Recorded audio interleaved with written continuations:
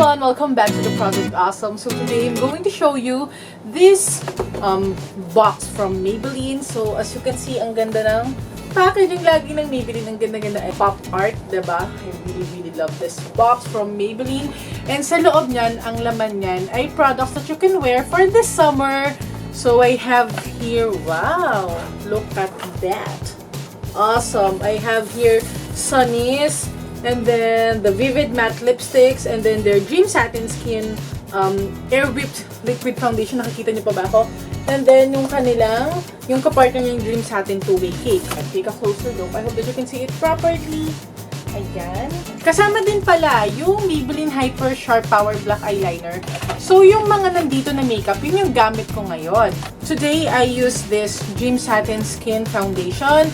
And then, I also used this Maybelline Power Black, Hyper Sharp Power Black Eyeliner to line my eyes. Pero hindi ko nga lang gamit ngayon yung powder na to kasi I just use a translucent powder to set this foundation. Then, itong Vivid Matte Lipsticks na to, papakita ko sa inyo yung swatches niyan. So, there are 4 shades of the Vivid Matte Lipsticks by Color Sensational. Ngayon, meron lang akong konting lip stain, pero mamaya papakita ko sa inyo yung swatch niyan. Pero before that, gusto ko munang ipaliwanag sa inyo ng konti yung box na to. Kaya ito yung laman ng box na to ng Maybelline for this summer kasi itong mga to, they're all waterproof. So you can wear them during this summer kahit na kunyari magsiswim kayo. These are all waterproof. Ayan, nakalagay dito, di ba?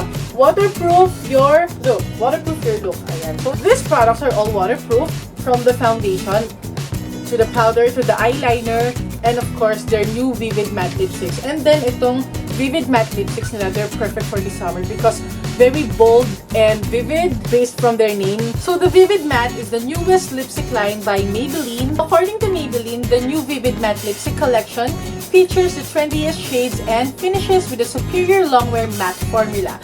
So, hindi ko pa actually na-try to. So, this is like a first impression nitong Vivid Matte Lipsticks. Tignan natin kung okay siya yung texture niya, kung okay ba. So, there is a total of 4 shades of the Vivid Matte Lipsticks, but unfortunately, 3 shades lang yung meron ako. But still, I'm going to show you the swatches. First is yung Violet Pink.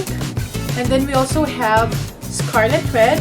And then, I finally have here the shade Neon Pink. And then yung isa na wala ko, I believe it's called the Rosy Orange. So wala ako nun, but yeah, I'm still going to show you the swatches. And let's start!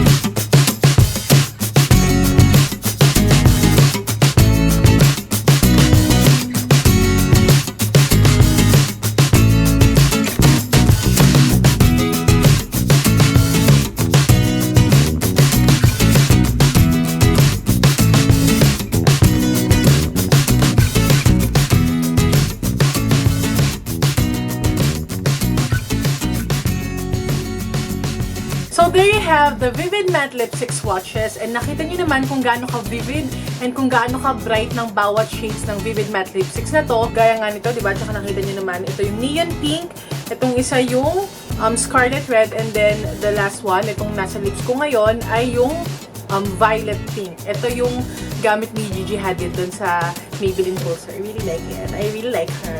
Okay, so when it comes to consistency and texture, hindi siya feeling matte, and pag nakikita ko, parang hindi rin siya matte. Para siyang creamy matte. Actually, medyo may konting sheen pa nga siya eh. So, siguro, kailangan mo munang hintayin ng konti para mag-set siya at matayo siya ng konti para maging matte yung itsura niya, yung finish niya. Pero ngayon, nararamdaman ko, hindi siya matte. May konting sheen siya. Nakikita ko ngayon sa lips ko. So, I'm not sure kung bakit at paano siya naging matte. Pero, ayun nga, bawat shades, ganun yung texture niya, hindi sila nag-iiba. Kasi di ba may ibang lipsticks na ganun? Iba-iba yung texture, yung consistency niya. Pero itong mga Vivid Matte Lipsticks na to, pare-pareho sila ng texture and consistency. Yun nga lang, hindi sila matte. Hindi rin siya creamy matte at hindi rin feeling matte. Para lang silang creamy lipsticks, ganon. Then sa pag-apply kanina, Nakita nyo naman kung gaano ka-opaque or ka-pigmented ng bawat shades nung sinwatch ko sila kanina sa lips ko at nakikita nyo rin, pag in-apply sila, glides on very smoothly. And then, even din yung color payoff niya. Hindi yung kailangan pa ng maraming layer para malabas yung tunay na color or shade ng lipstick. Kasi isang swipe mo pa lang na ganun, makikita mo na kung ano talaga yung color ng lipstick. So, kahit dito sa kamay ko, nakikita ko may konting sheen siya, hindi talaga siya matte. So, I'm not really sure. And then, ayan, nagta-transfer siya. Ayan. Tingnan natin dito sa, ito yung ginamit ko. Ayan. Dito ko kanina nung binubura ko yung lip colors nung nagsaswatch ako. Ayan. Nakita nyo talaga yung pag-transfer nila. Tatry ko ulit dito sa area na to. Ayan. Since na-transfer na iba dito, konti na lang yung nandito na-transfer. So, yung naiiwan, para siyang nag-i-stain ng konti lang. Pero, ayan, nararamdaman ko na creamy pa din siya. Hindi talaga matte yung finish niya. At kahit na-blot ko na siya sa tissue, hindi pa rin. And I think madali siyang mag-fade. Hindi ko lang alam yung longevity niya, kung tumatagal siya. Pero based dun sa pag-kiss ko dito sa hand ko, nagta-transfer siya. So, I'm not really sure kung tumatagal siya sa lips ko, kung nag-i-stain siya. So, I'm just going to update you guys. Pero so far, I love the colors. I love the consistency, pero hindi sila matte. So, I'm not really sure kung bakit sila tinawag na Vivid Matte. I think this is perfect for everyday. Yung mga ganito ka-vivid and ka-bright na lipstick shades, perfect sila i-pair sa mga simple eye makeup lang. So, that's why, I guess, ito yung kinreate ng Maybelline kasi simple eyeliner like this one, kahit nga linya lang, kahit walang wings or wings, kung anong gusto nyo, kahit na simple eyeliner lang, you can pair it with this vivid lip color. Since very striking na ng lip color mo, go easy and simple on the eye makeup na lang and the rest of your face. Lalo na ngayong summer, dapat very, simple lang ang get up and makeup look natin this summer, diba? Overall, I love this kit kasi nga it's perfect for summer and I like the products here, especially the foundation and the eyeliner.